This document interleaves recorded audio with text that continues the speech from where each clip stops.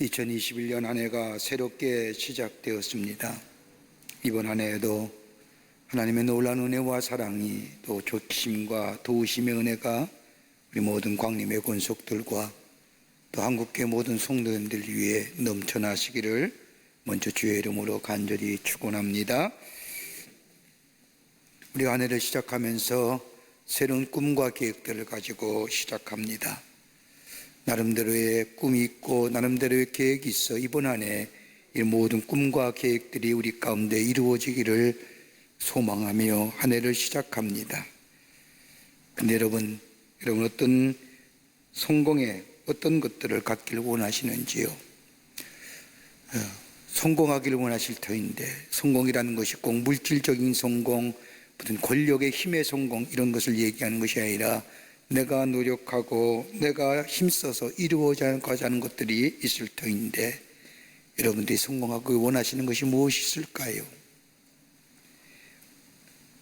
아마 각기 다를지 모르지만은 깊은 내면 속에 가지고 있는 공통의 마음이 있다고 한다면, 이번 한 해는 나의 인생이 좀 가치 있고 의미 있는 인생으로 살아갔으면, 다른 사람에게 선한 영향을 미치며 다른 사람에게 좋은 일들을 하며 사는 복된 인생이 되었으면 좋겠지 않았는가. 그런 마음 누구나 다 가지고 있을 줄 압니다. 가치 있고 의미 있는 인생에 살려고 하면 그것은 다른 것이 아니라 내가 어떤 대상에 붙잡혀 있는가, 내가 어디에 속하여 있는가에 따라서 내 인생이 가치 있는 인생이 되기도 하고 그렇지 못한 인생이 되기도 합니다. 여러분 지금 어디에 붙잡혀 있는지요? 어디에 속하여 살고 계신지요? 오늘 우리가 함께 읽는 본문의 말씀은 바울의 유명한 실존적인 고백이 담겨져 있는 말씀입니다. 바울처럼 많은 사람들에게 선한 영향을 미친 사람은 없었을 겁니다.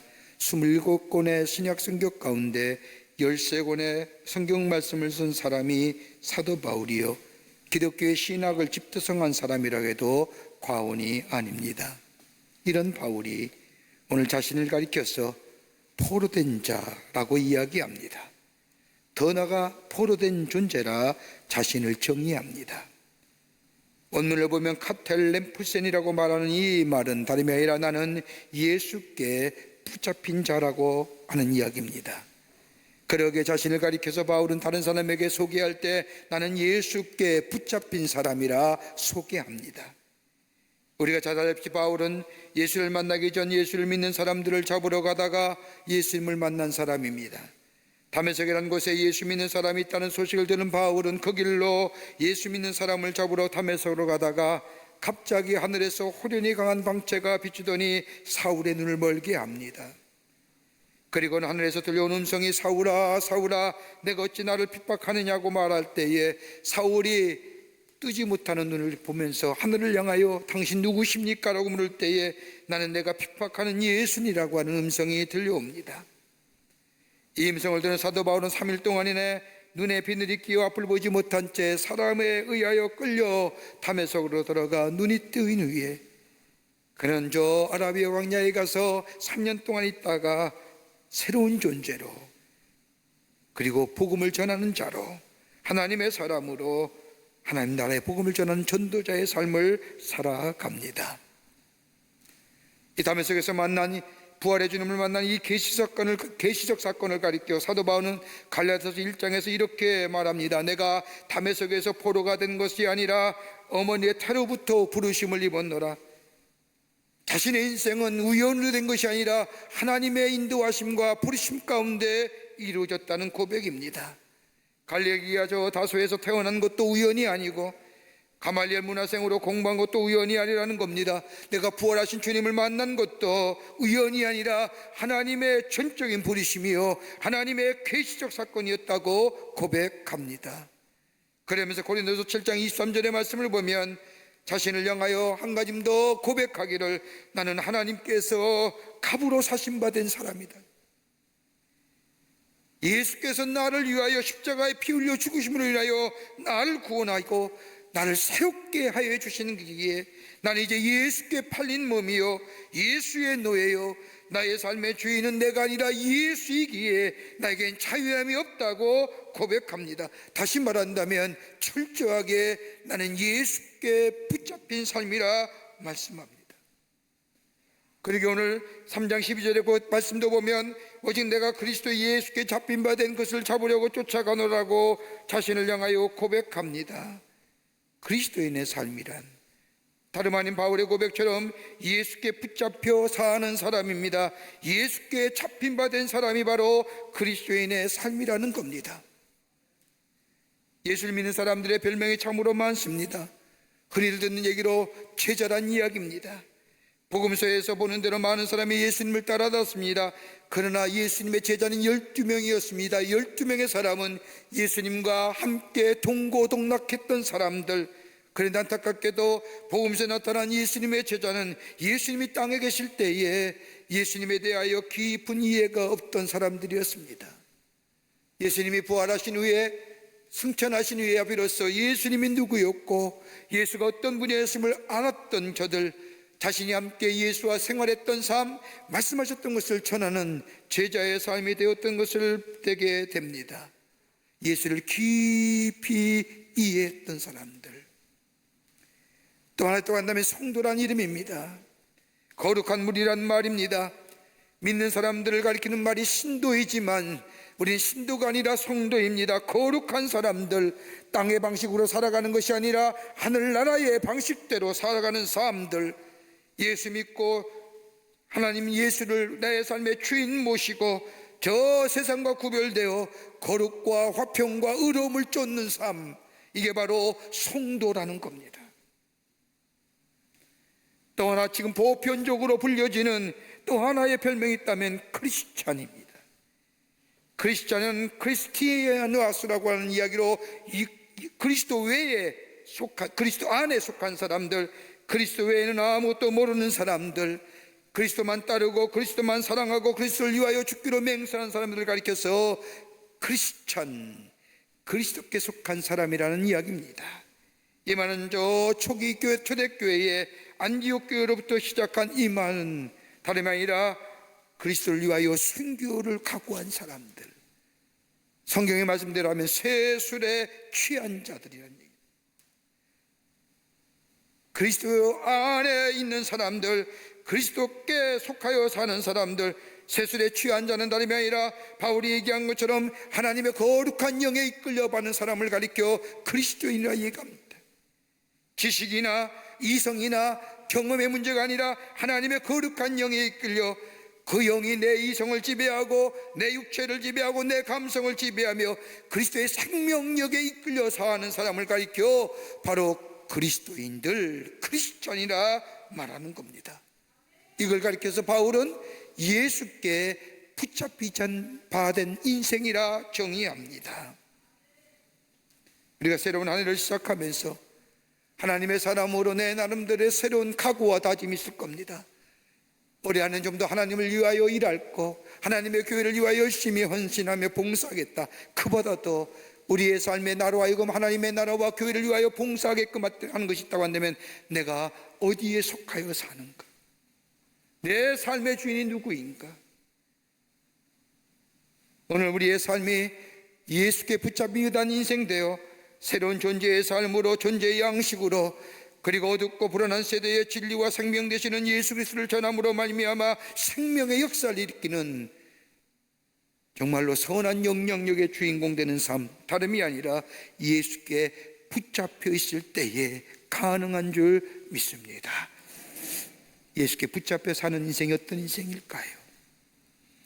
선한 영향력의 주인공 되는 그 하나님의 주시는 풍요로움의 역사를 경험한 이번 한 해가 되기를 간절히 소망하면서 몇 가지를 함께 말씀을 나누며 은혜 받기를 원합니다. 첫째는 삶의 목적이 예수께 붙잡혀 있어야 됩니다. 오늘 13절 말씀을 보십시오. 형제들아, 나는 아직 내가 잡은 줄로 여기지 아니하고 오직 한 일적 뒤에 있는 것은 잊어버리고 앞에 있는 것을 잡으려고 쫓아가느라. 자신의 삶의 과거가 어떤 일을 했느냐, 무엇을 했느냐가 중요한 것이 아니라 지금 내가 하는 일, 내가 할 일, 이것이 나의 삶의 목적이라는 겁니다. 누구를 위하여 사는가라고 한 질문에 대답할 수 있는 사람, 사도 바울은 자신의 삶에 누구를 위하여 사느냐고 묻는 질문에 나의 삶의 목적은 주님이라고 고백합니다. 그러기에 빌립보서 1장 21절에 바울은 내가 사는 것이 그리스도이니 죽는 것도 유익함이라, 살아있는 것도 중요한 것이 아니라 죽는 것조차도 내 앞에 있는 미래까지라도 오직 나의 삶은 예수 그리스도를 위하여 산다는 고백입니다. 그 이유가 어디에 있을까요? 바울은 고린도후서 5장 15절의 말씀을 보면 저가 모든 사람을 대신하여 죽으심은 산자들로 하여금 다시는 저희 자신을 위하여 살지 않고 오직 저희를 대신하여 죽었다가 다시 사신 자를 위하여 살게 하려 함이라고 하는 이 말씀에 내가 다시는 나를 위해 사는 삶의 존재가 아니라 나를 위하여 죽으시고 나를 위하여 부활하시고 내 삶의 주인 되시는 예수 그리스도를 위하여 살게 하시기 위해서 나를 부르시고 나를 예수께 붙잡힌 자의 삶으로 삼아주셨다는 겁니다. 그러기에 내 삶의 목적이 달라졌다는 겁니다. 이제는 내 삶이 나를 위해 사는 삶이 아니라 예수를 위한 삶. 그러게 삶의 방법은 조금 미흡하다 할지라도, 삶의 방식은 옛사람의 모습이다 할지라도 목적이 달라졌습니다. 내 목적은 오직 예수를 위하여 사는 인생으로 새롭게 변화되었다는 겁니다. 내가 세운 것이 아닙니다. 예수님이 나를 위하여 십자가에 달려 돌아가심으로, 죽으심으로 생긴 목적입니다. 그러기에 바울은 오늘 3장 12절 말씀에 내가 그리스도의 예수께 잡힌 바 된 것을 잡으려고 쫓아가노라. 내가 세운 이상이나 목적이 아닙니다. 내가 선택한 윤리나 철학이 아닙니다. 더더욱 내가 세운 꿈이 아니라 예수께서 나를 하여 강권하여 부르셔서 당신의 사람을 세우시고 나에게 주신 삶의 목적, 그 목적을 내가 내 목적으로 삼고 기쁜 마음으로 달려간다는 겁니다. 여러분, 이것이 분명해지면 우리의 삶의 우선순위가 분명해집니다. 내 삶에 무엇을 먼저 할 건가 분명해집니다. 우리의 삶은 매일 선택과 결정의 과정이라고도 과언이 아닌데 그 선택과 결정 과정에 무엇을 먼저 할 것인가 우선순위가 분명해집니다. 예수가 나의 삶의 목적으로 삼는 삶, 내 삶의 첫 번째 프라이어티는 다름 아닌 예수 그리스도입니다. 그리스도를 위하여 선택하며 결단한 삶 됩니다.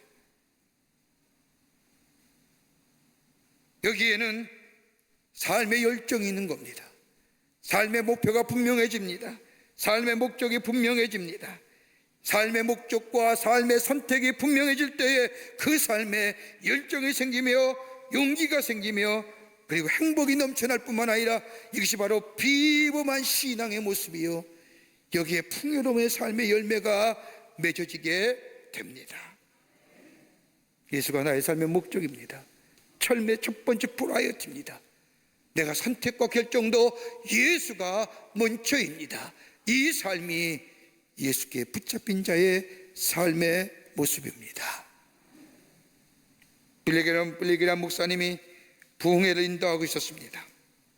집회를 마치고 숙소에 들어왔을 때 한 점잖은 신사가 찾아와 질문을 합니다.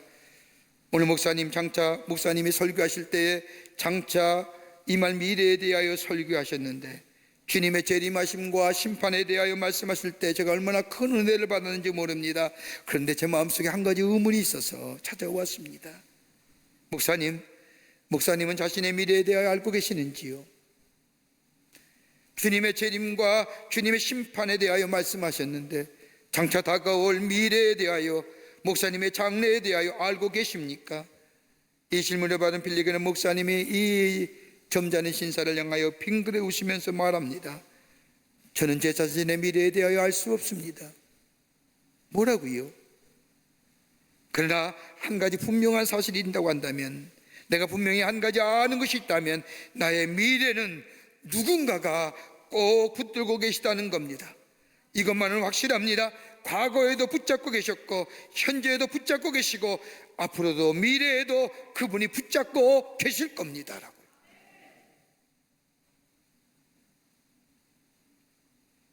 주님이 나의 삶의 목적이 될 때에 내가 살아도 주를 위해 살고 죽어도 주를 위해 산다는 우리의 삶의 목적의 프라이어티가, 우선순위가 주님 될 때에 주님 우리의 삶을 풍요롭게 하시고 그로 인하여 많은 사람에게 선한 영향력의 주인공 되게 하실 뿐만 아니라 내 인생에 가치 있고 의미 있는 인생의 삶으로 이번 한 해도 인도해 주실 줄을 믿습니다. 두 번째는 우리의 성품이 예수께 붙잡혀져 있어야 됩니다. 우리의 성품이, 오늘 8절 말씀을 보십시오. 사도 바울은 고백하기를 모든 것을 해로 여기면 내 주 예수 그리스도를 아는 지식이 가장 고상함이라. 하나님을 알고 예수 그리스도를 체험하며 진리라는 것이 너무나 고상하여 내 모든 것 그리스도께 바치며 살겠다는 고백입니다. 예수를 안다는 것이 단순한 지식의 차원이 아니라 경험되어지고 체험되어진 예수 그리스도의 사랑이 나를 새롭게 한다는 겁니다. 세상의 지식이 나를 변화시키는 게 아닙니다. 내가 가졌던 내 주변의 모든 것들이 나를 새롭게 만드는 것이 아니라 예수 그리스도의 사랑이 나를 새롭게 만들어주는데, 예전엔 땅의 것만을 추구하며 살았던 내 삶의 방향성이 이제는 땅의 것이 아니라, 흘러가는 것이 아니라 하늘의 것을 추구하며 신령한 것을 추구하며 내 인생이 새롭게 변화되었다는 겁니다. 그 변화한다는 것이 아니라 가치관의 변화입니다. 보는 것이 달라졌습니다. 나에게 함몰되었던 시각이 이젠 좀 더 넓게, 그리고 구속사적인 관점에서 바라보게 되었다는 겁니다. 그저 바라보고 들었던 것이 아니라 바라볼 때마다, 들을 때마다 구원의 관점으로 바라보고 구원의 관점으로 듣게 되었다는 겁니다. 더 나아가 세계관이 달라졌다는 겁니다. 여러분, 우리의 인격이 무엇입니까? 우리의 성품이 어떤 것들입니까? 부모님 우리부터 받은 성품도 있고, 그러나 우리 가진 성품이나 인격은 내가 배운 지식과 내가 본 경험은, 내가 본 한 경험이 우리의 가치관을 만들어내고 우리의 세계관을 만들어내고 여기에 우리의 인격과 성품이 담겨지는 거 아닙니까? 예수께 붙잡혀 있다는 것은 우리의 가치관과 세계관이, 그래서 즉 보는 것과 대하는 것이 달라졌다는 겁니다. 그저 저절로 변화된 것이 아니라 예수 그리스도의 십자가의 사랑이, 저 십자가에서 나를 위해 죽으신 그 사랑이 나로 하여금 새롭게 하나님의 의로 덧입혀 주셔서 보는 것이 달라지고 생각하는 것이 달라지고 그리고 가치관과 세계관이 달라지는 사람으로 새로운 존재로 덧입혀 주신 은혜가 우리 가운데 임했다는 겁니다. 십자가는 두 가지의 의미가 있습니다. 두 가지의 것을 경험하게 합니다. 하나는 뭐냐? 내가 죽는 겁니다. 나의 옛사람이, 내 욕망과 내 고집이, 내 혈기가 십자가 아래서 죽는 겁니다. 그러기에 바울이 고백한 것처럼 나는 날마다 죽는다는 것이 무엇이냐? 내 혈기, 내 고집, 내 안에 있는 욕망들이 예수 그리스도의 십자가가 나를 매일매일 새롭게 하고 내 욕망과 내 이 혈기를 죽게 합니다. 또 하나 또 한다면 새로운 생명의 역사를 경험합니다. 예수의 가 십자가에서 죽으심으로 끝나는 것이 아니라 부활하심으로 새로운 생명의 역사를 우리에게 허락한 것처럼 십자가는 우리에게 새로운 생명의 역사를 가져다 줍니다. 나를 새롭게 하지요. 나를 변화시킵니다. 나의 지식이나 나의 경험이 나를 새롭게 변화시키는 것이 아니라 나를 죽이신 예수 그리스도, 그리고 부활하신 그 예수 그리스도의 십자가의 사랑이 나를 새롭게 합니다. 그러게 십자가를 볼 때마다 어떠십니까? 내가 죽어야 되는데 예수가 나를 위해 죽으시기에 그 은혜가 감사하지요. 감격합니다. 거기에 새로운 변화의 역사를 경험합니다. 바울이 오늘 그 고백하는 겁니다. 예수 그리스도를 아는 지식이 가장 고상하다는 것은 내 지식이, 내 경험이, 내가 가지고 있는 이 인식론이, 내 이성이 나를 변화시키는 것이 아니라 오직 예수 그리스도의 십자가의 사랑이 나를 변화시키는, 그게 가장 고상하다.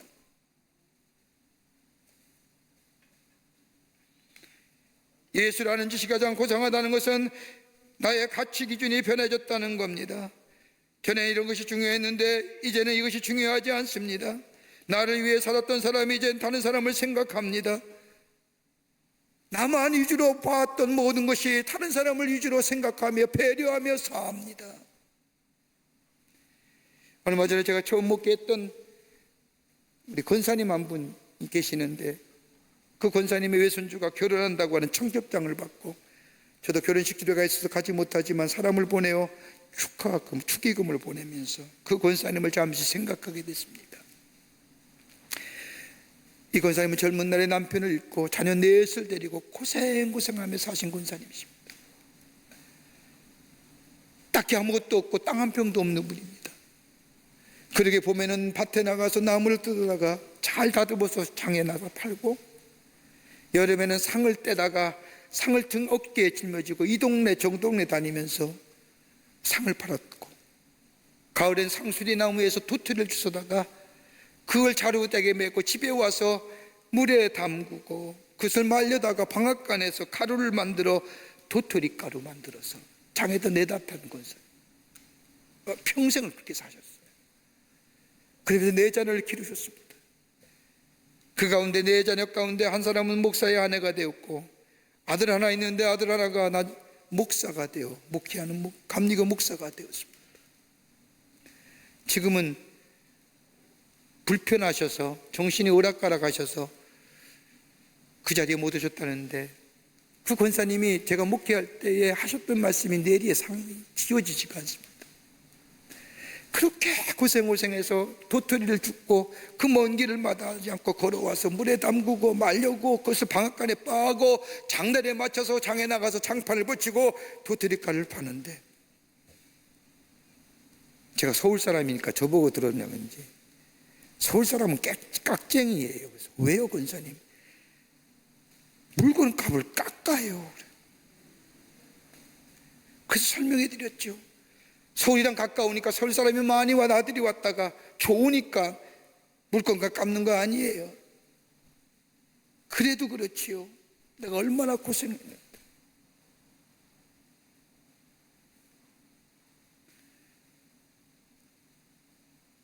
여러분, 바뀐다는 것은 의식의 변화가 올 때에 지식의 변화가 뒤따르는 겁니다.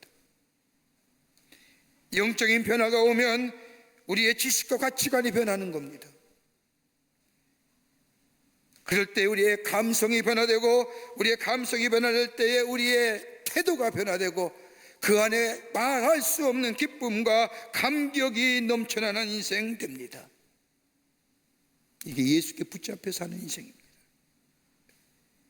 바울이 고백한 것처럼 우리에게 넉넉하고도 후히 주시는 하나님이 우리 안에 계시기에, 더불어 우리를 위하여 말할 수 없는 탄식으로 간구하시는 성령님의 기도가 우리 가운데 있기에, 더 나아가 우리를 사랑하시되 당신의 아들 예수 그리스도를 이 땅에 보내셔서 우리의 죄를 위하여 십자가에 달려 죽이시기까지 우리를 사랑하시는 그 하나님의 사랑, 저 바울이 고백한 것처럼 내가 확신하노니 사망이나 생명이나 천사들이나 권세자들이나 현재일이나 장래일이나 능력이나 높음이나 깊음이나 다른 어떤 피조물이라도 우리를 우리 주 예수 그리스도 안에 있는 하나님의 사랑에서 끊을 수 없다고 하는 이 하나님의 사랑하심이 내 안에 있기에, 내가 좀 부족하다 할지라도 우리의 삶 속에 이 하나님이, 나를 사랑하시는 주님이, 나를 새롭게 하시는 주님이 있기에 우리는 새로운 생명의 삶으로, 예수와 더불어 살아가는 삶으로, 주의 주신 우리의 삶의 목적을 이루어 나가는 삶으로 살아가게 되게 되는 줄 믿습니다. 이게 예수께 붙잡힌 자예요. 끝으로 미래가 예수께 붙잡혀져 있다는 겁니다. 우리의 미래가 달라진다는 겁니다. 예수 안에 있는 자 미래가 새로워집니다. 썩어질 것으로 끝나는 것이 아니라 새로운 생명의 역사를 경험하게 됩니다.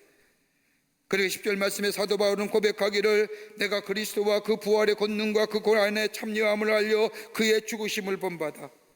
여러분, 예수 믿는다는 것이 그냥 잘 믿고 복받고 오래 살고 편안하게 이런 것들을 구한다고 한다면 그것은 피상적인 그리스도인의 삶에 불과한 겁니다. 참된 그리스도인 삶, 진정한 그리스도인 삶은 예수께 붙잡힌 바 된 뿐만 아니라 예수 안에 새로운 피조물로 예수와 함께하고 예수를 본받고 예수와 함께 고난받기를 즐거워하는 인생, 이걸 가리켜서 성경 뭐라고 얘기합니까? 새로운 피조물이라고 얘기하는 거예요. New creation. 고린도후서 5장 17절의 말씀을 보면 그런즉 누구든지 그리스도 안에 있으면 새로운 피조물이라 이전 것은 지나갔으니 보라 새 것이 되었다고 하는 말씀처럼 예수 안에 있으면 새로운 피조물이라는 겁니다.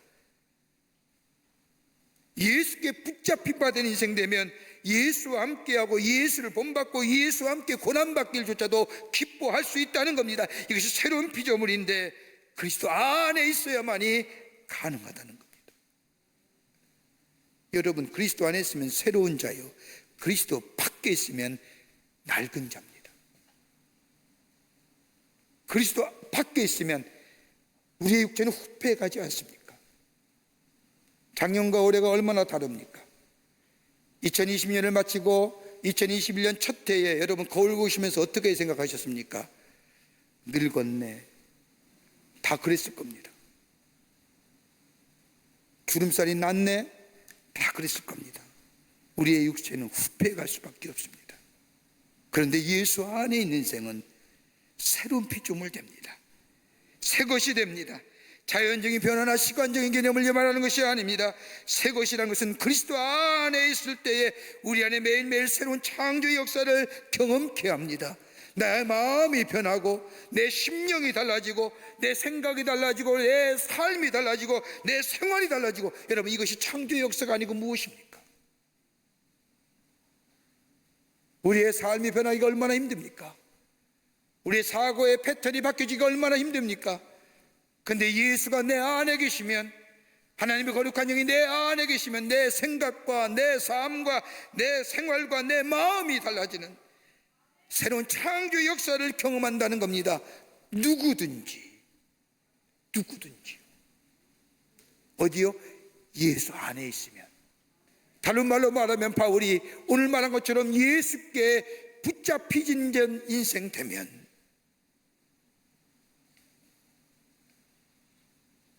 옛날의 속성과 옛날의 습관과 옛날의 가치관과 세계관들이 이런 것부터 자유로운 존재, 새로운 존재, 생각과 의식과 감성과 지성과 모든 면에서의 새로운 존재, 수동적이고 피동적인 모습이 아니라 능동적이고 적극적인 삶의 모습으로 바뀌어지는 생명의 역사를 경험하게 된다는 겁니다.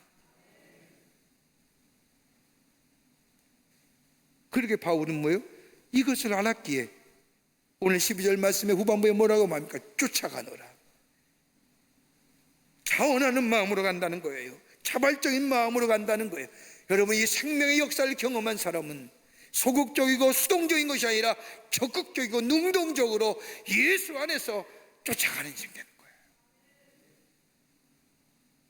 이게 안 되니까, 이 경험이 없으니까 예수 믿는 것이 시시해지는 거예요. 예수 믿는 것이 언제나 피동적인 거예요. 하나님의 거룩한 영 안에서 매일매일 새로워지는 경험, 어제가 다르고 오늘이 다르며 2020년이 다르고 2022년이 달라질 것이라고. 왜?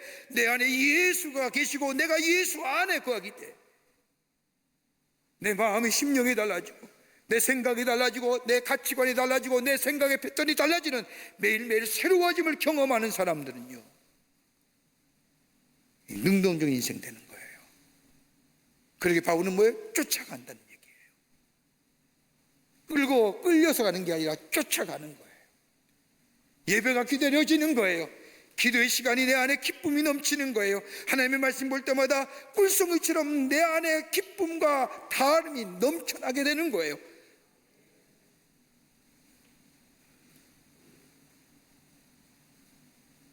예수 그리스도의 사랑과 은혜가 내 안에 넘치구나. 익숙한 것과의 결별이라는 책을 보면 그 가운데 하나의 의미 있는 길이 하나 나옵니다. 1988년 7월 3일 영국 스코틀랜드 북해전 석유 시추전에 큰 화재가 일어납니다.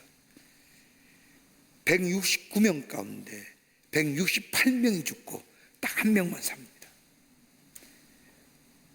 그 엄청난 화재 속에 살아난 사람은 앤디 모칸이라는 사람인데, 앤디 모칸은 밤에 요란하게 울려대는 화재 경보기 소리에 잠을 깨어 갑판 위에 올라가 보니 그 눈앞에 유조선이 불타고 있는데, 그 유조선이 흘러낸 그름은 바다에 유출되어 바다가 마치 불바다입니다. 유조선은 활활 불타오릅니다. 앤디 모칸은 순간 배에 머무를지 아니면 바다에 뛰어들어야 할지 결단해야 합니다.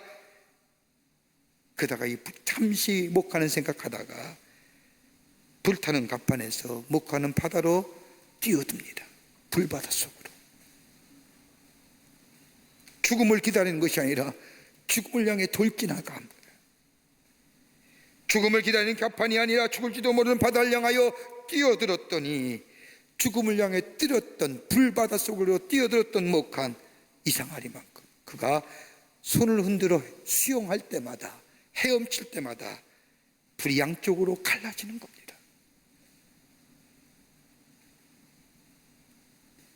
나중에 그가 고백하기를, 그가 살아난 것은 지금까지 나를 지켜줄 것이라고 생각했던 배를 과감하게 버렸기 때문에, 배 안에서 사투를 벌였던 사람은 다 배가 폭발하면서 다 죽었지만 자기는 익숙한 것으로부터의 결별했지만, 그땐 두려웠고 그때는 무서웠지만, 그러나 그것이 오히려 생명의 길을 열어주었다는 겁니다.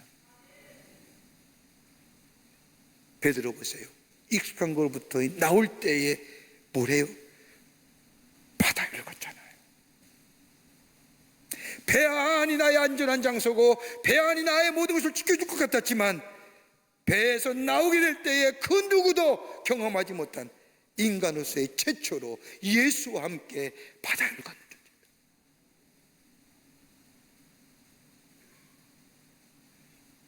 익숙한 것으로부터 결별할 때 우리 안에 뭐예요?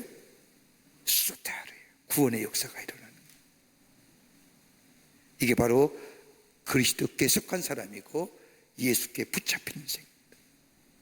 사랑하는 성도 여러분, 우리 안에는 예수를 붙잡고, 아니 예수 안에 예수에 붙잡혀 사는 인생, 나의 삶의 목적이 예수께 붙잡혀 있을 때 삶의 우선순위가 분명해지고, 내 가치관과 내 지식과 더 나아가 내 감정과 태도가 예수께 붙잡혀 있을 때 내 상품이 새로워지는 역사, 그리고 내 미래가 예수께 붙잡혀 있는 인생 될 때에 여기에 비범한 인생의 삶을, 비범한 신앙의 소유자들 뿐만 아니라 하나님이 주시는 풍요로움의 역사가 우리 안에 있게 될 줄 믿습니다. 이런 믿음으로 올해 안에 힘있게 달려가시는 여러분과 저와 되시기를 주의 이름으로 축원합니다. 하나님 감사합니다. 저희들께서 사랑해 주셔서 하나님의 자녀 삼으심에 감사합니다.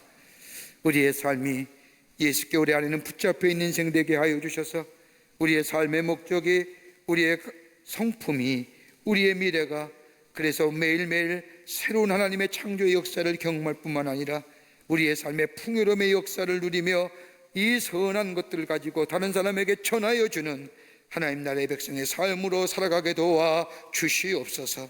성령이 도우실 줄 믿으며 예수님의 이름으로 기도하옵나이다. 아멘.